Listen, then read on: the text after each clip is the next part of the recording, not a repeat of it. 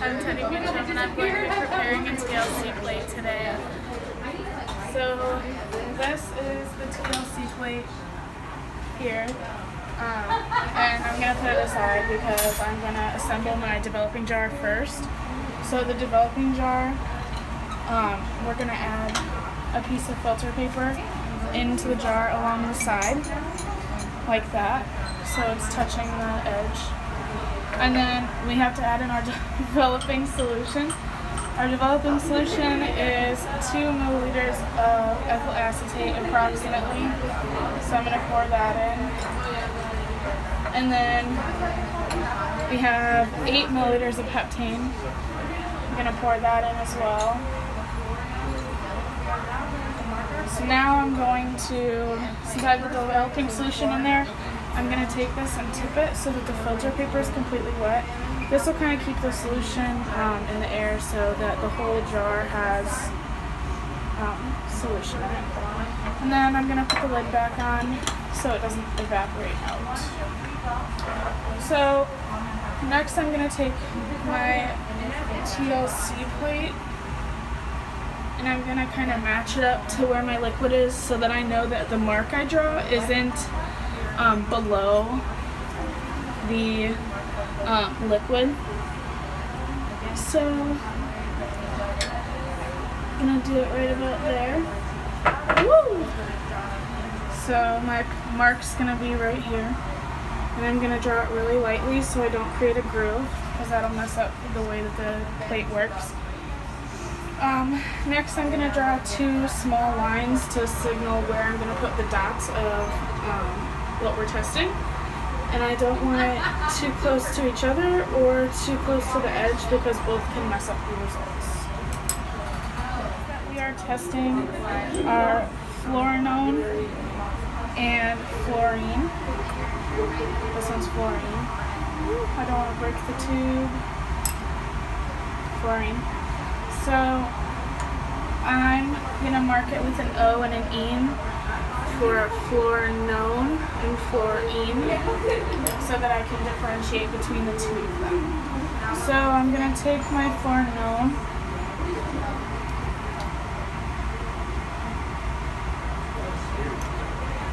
and I'm going to keep this closed for a second. I'm going to take my capillary tube and I'm going to make sure that there's no jagged edges, and there isn't. So now I don't want to break that.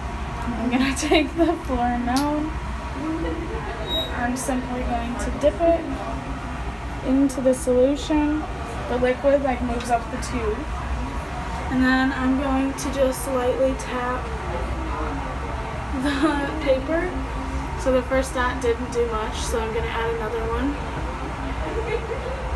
So that one was a little bit better. I think I'm going to add one more just so that I can see it. So that looks good. So that's my dot of fluorinone. So I'm going to shut this. Next I'm going to take the fluorines, capillary tube, and fluorine.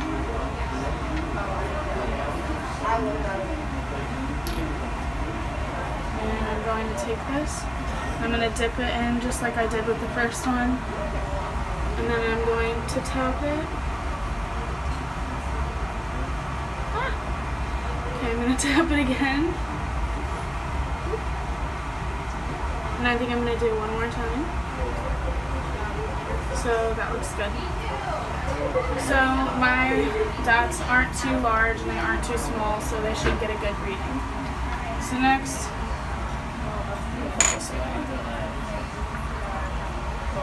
I'm going to take my developing jar and I'm going to open it. I'm going to take my paper, or my TLC plate. I'm going to grab a little better. So I'm going to put it so that the marking is facing the paper, or the filter paper in there.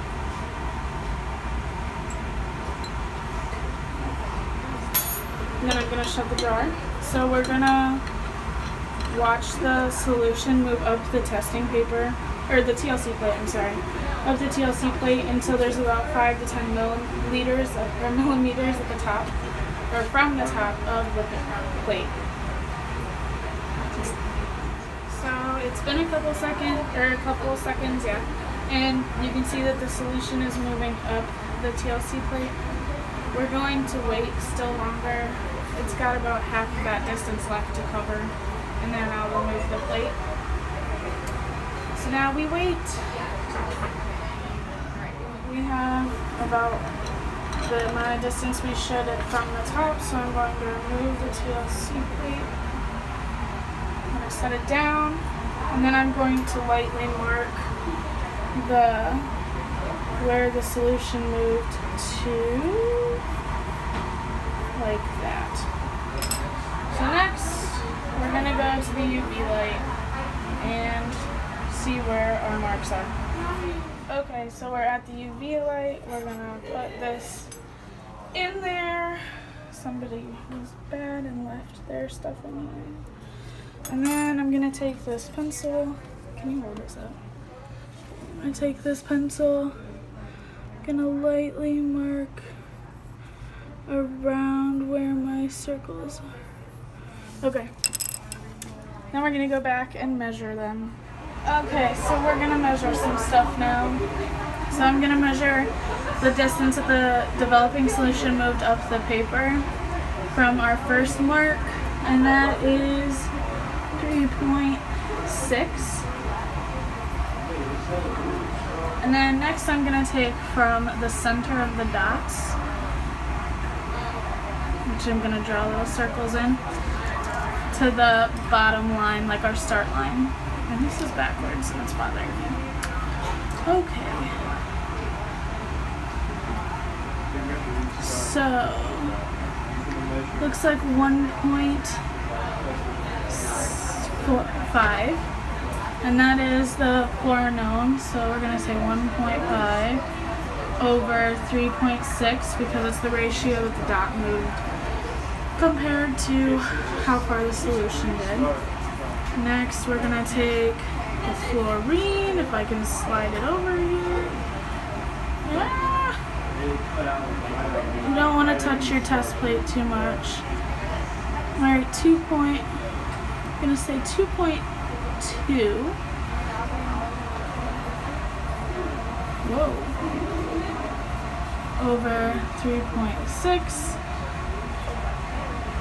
So now I'm going to take these and calculate the ratio. So 1.5 over 3.6 is 0.417 rounded, and then our next one for the fluorine is 2.2 divided by 3.6. That is 0.6111. So our ideal ratio is supposed to be between 0.2 and 0.8. Both of these are, which means both readings make sense. That's all we got.